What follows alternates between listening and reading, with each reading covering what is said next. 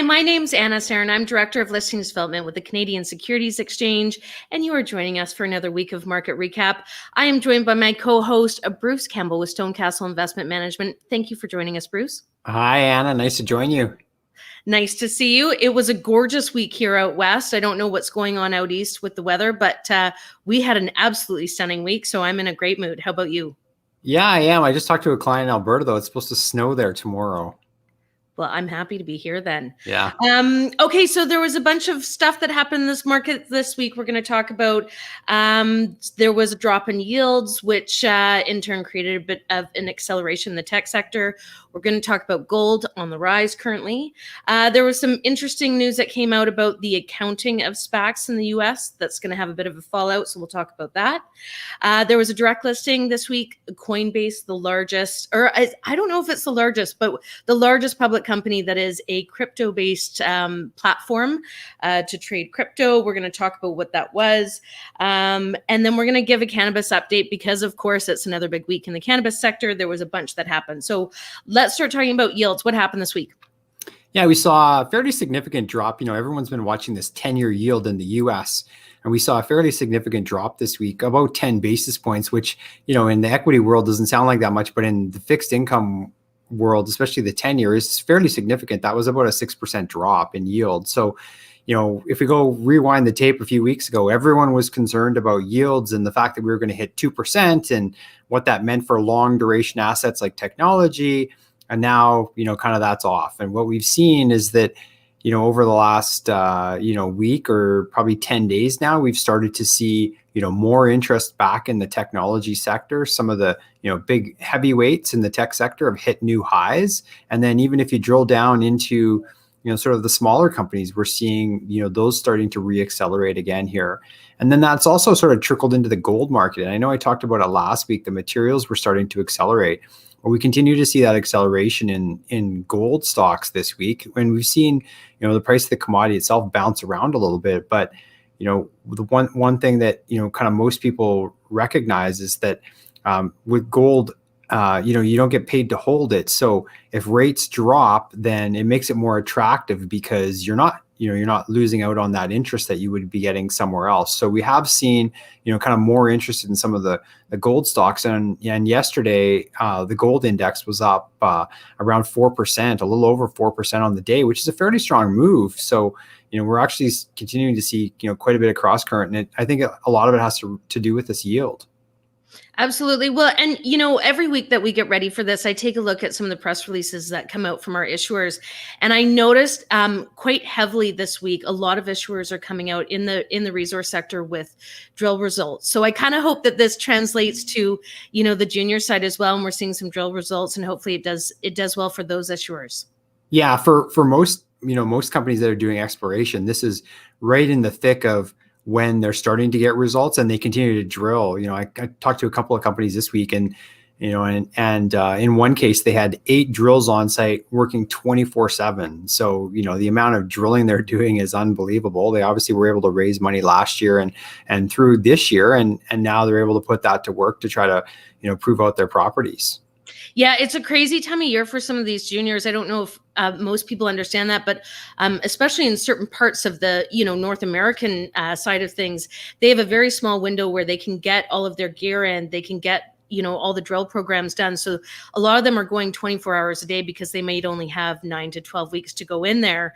And it'll be especially interesting if things are going well, because some of those guys are up there, they're managing these drill programs 9 weeks, 12 weeks straight. But also if the markets are hot, this is also a good time to go out and raise capital as drill results come in. So it could be a very busy summer for some of those guys. I wish you guys all the best. We have some amazing issuers in the mining sector on the CSC. So wish them all the best.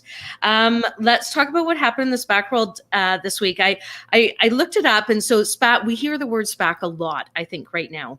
SPAC stands for Special Purpose Acquisition Corporation, or what some people coin as a blank check company, essentially.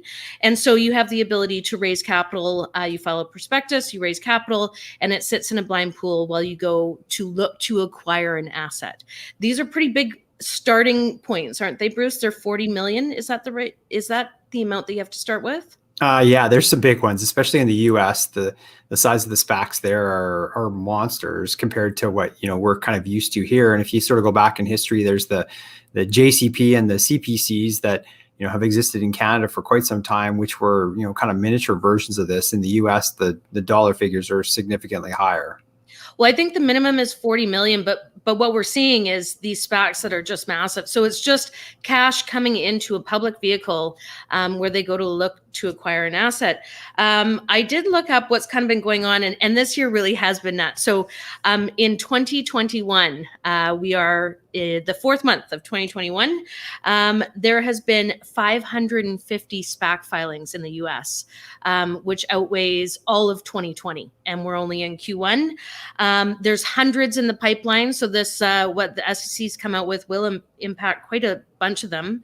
And the 550 that have been filed in Q1 of 2021 have raised $162 billion. And so again, that's 162 billion of blind pool funds to go out and acquire another asset. So can you explain to us what the SEC came out with this week?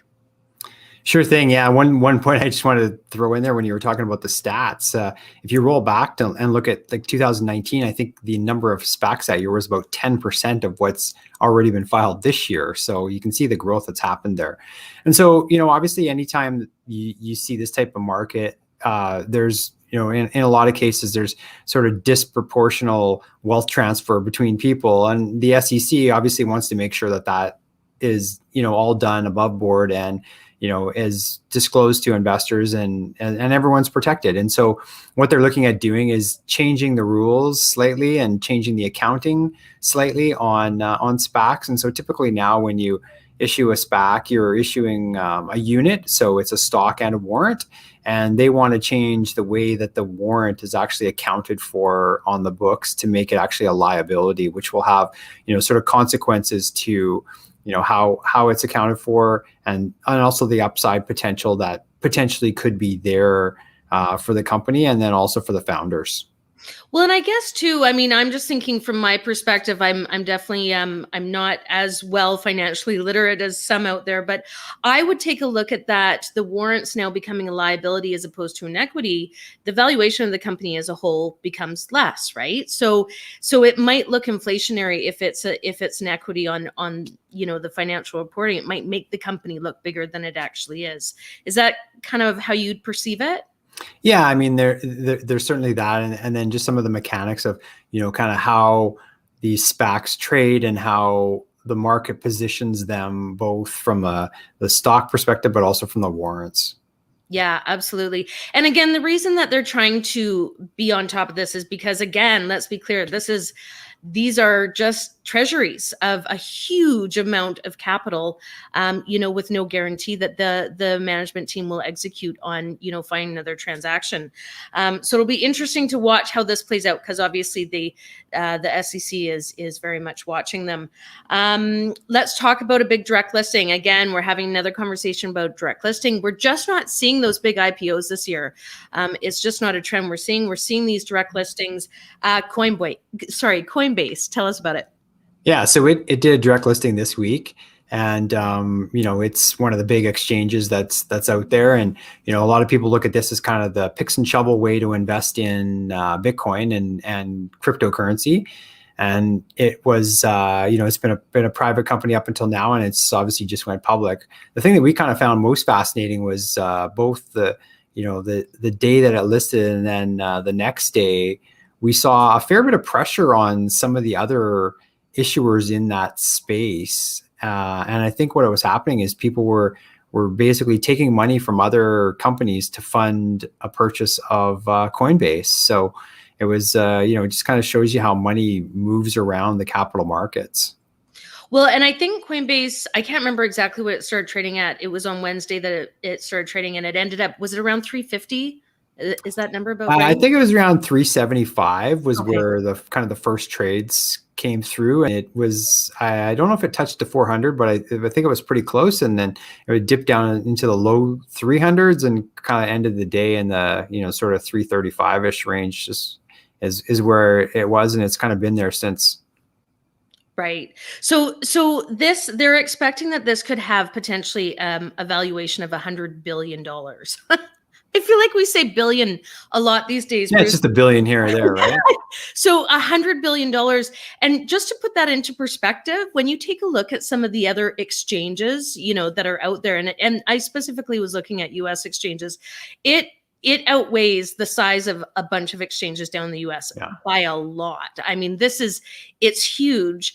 My question for you, just trying to relate it to something that maybe I understand a bit more, is do you think that we're going to start seeing more of these, like these become kind of the financial institutions for crypto assets? Is this something we're going to start seeing more, and maybe the safe way of investing within the cryptocurrency world as opposed to into cryptocurrencies themselves? I mean, that's a theory that a lot of people have. I mean, if you kind of roll back the history books a ways, when the gold rush was happening in California, apparently the most money was made by, guys literally selling shovels.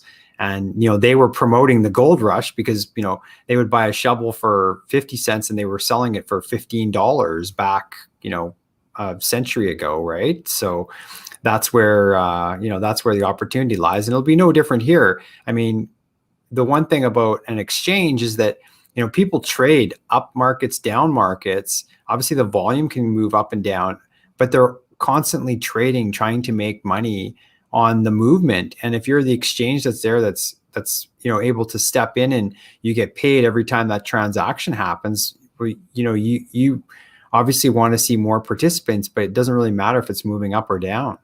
Whereas if you're investing in the actual cryptocurrency, you have to be right on the direction, up or down. Yeah, and I think the day before it listed, from what I could see, Bitcoin had yet another all-time high, didn't it? It did, yeah. It hit over 64, I think. Crazy. I was looking at kind of what they're saying is we're just getting to a place where it's going to start getting adopted by the general public. So I know Visa has said that it will implement the ability to use cryptocurrencies.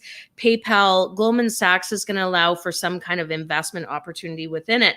But just some little Canadian stuff that I found, which I thought was fantastic.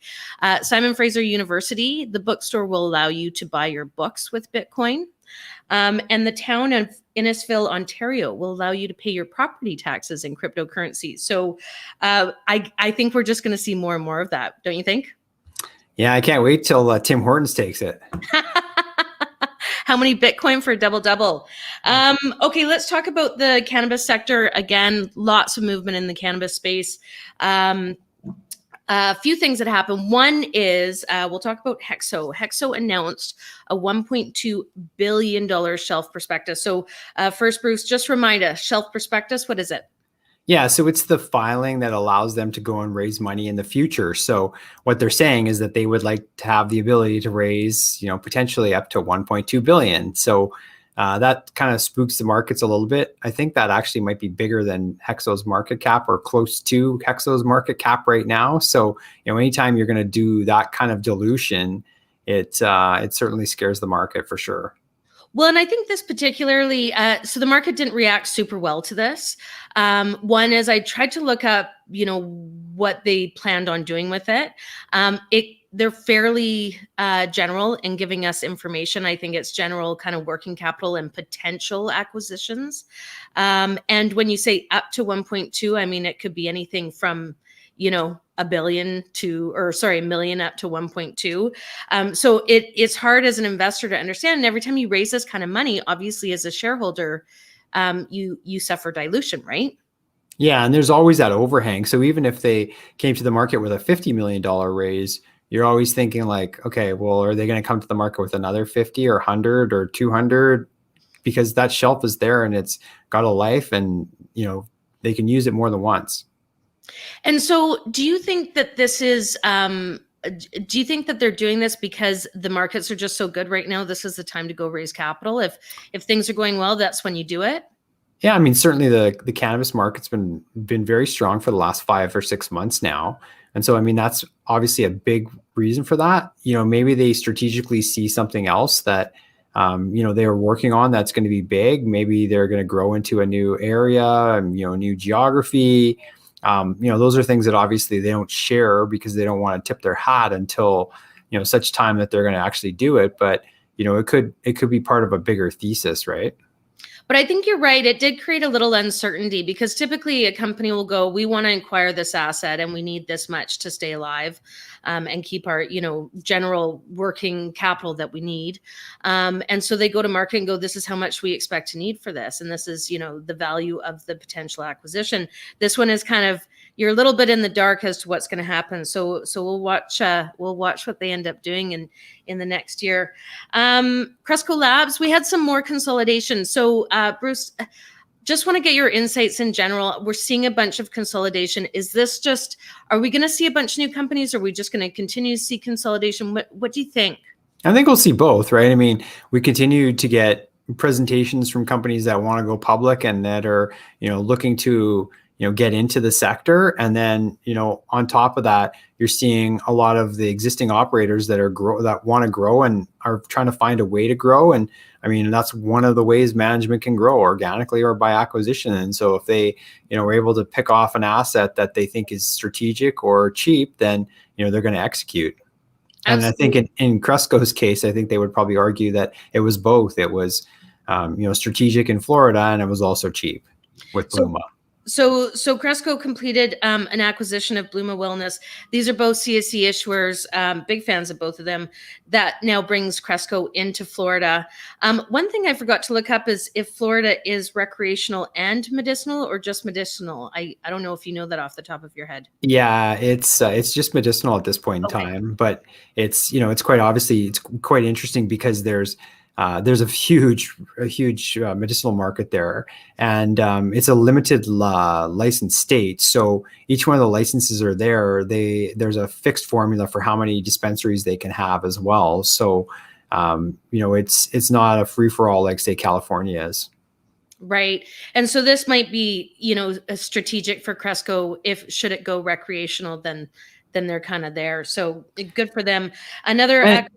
Yeah, and it usually gives them a head start, right? If you look at, say example, Arizona, which just did go recreational, all the existing medical operators were able to quickly move into the recreational market, and it happened a lot quicker than most people expected. And then any of the new people, it's a lot longer for them to come up, get through all the regulations, and get into the recreational market. And at that point in time, the incumbents already have a bit of a head start. Absolutely. We also saw another acquisition, and I just wanted to ask you about this because so this is another two CSE companies. Cannabis is set to acquire MYM Nutraceuticals. The one thing is so Cannabis is essentially based out of Israel. I think that they have some operations in Germany, and they have intentions to continue to spread throughout Europe. So they're really kind of spreading that way, and now acquiring MYM brings them into Canada. So the word that I kept finding was MCO. So we know MSO, multi-state operators. This is MCO, multi-country operators. Is this going to be the new trend, do you think? Certainly looks that way. I mean, if you go back, we just, last week talked about Curaleaf and their move into Europe. And certainly if you look at a lot of the production that's trying to get into Germany, there's not a lot of companies that have been successful, but there's a lot that are trying. And I mean, that's, you're seeing a lot of Canadian companies that are working on that. And, that's obviously a move into, a fairly big market and a fairly regulated market. And then that'll spread into, other parts of Europe. So, now you've seen Canadian companies going into Europe. You're seeing US companies going to Europe. You're seeing Canadian companies going to the US. You're seeing an Israeli company come into Canada. So yeah, you're definitely seeing, that movement. You're seeing Australian companies that are, merging with Canadian companies. So there's quite a big movement now. That's crazy. I mean, I can only imagine how difficult it is for some of these, what are going to be considered MCOs, to have operations within other jurisdictions.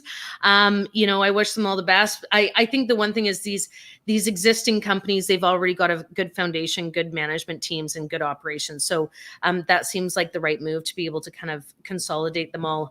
We're going to talk about going into next week. There's some stuff happening. You're going to tell us about it, but I also want to mention the CSC has an announcement next Tuesday Wednesday, we're going to be doing some fun stuff in the cannabis space. Look for the announcement to come out on Tuesday. Bruce, but what should we watch for Tuesday from your perspective, or next week from your perspective? Is that 420 day? Oh yeah, 420. Yeah, next Tuesday. Well, the one thing to watch next week that we're going to be certainly have our eye on, and a lot of investors are, is the budget on Monday, the federal budget. So, there's lots of talk about, sort of the two biggest things are capital gains taxes and what changes there could be, and then capital gains on primary residences and what changes there could be. We've heard that neither will change, but whether or not that's the case, you never know until, they obviously make the announcement. Well, and it's a really interesting year. I mean, obviously, the government has spent more money than I think ever's happened in the history of our country. So that's obviously a big part of it. I guess, do you think that the capital gains increase in tax is a potential this year, only because perhaps the only the economy has really done is in the capital gains? I mean, the markets have just done so well, and real estate's done so well. So it's one way for the government to perhaps capture some more revenue. Do you think that might happen? Well, we're hearing that it's not going to happen, but I mean, certainly they're looking for any ways now to kind of pay for all the money they've spent, and they've spent a lot of it. And so, yeah, I mean, that's certainly not out of the realm of possibility that they could do this year or in the future. Crazy. Well, listen, Bruce, thank you so much. Another great week. I think we're supposed to have lovely weather all weekend. So if you're out west, enjoy it and hopefully get it out east. Look forward to chatting with you next week. Yeah, thanks a lot. Have a great weekend. You too, Bruce.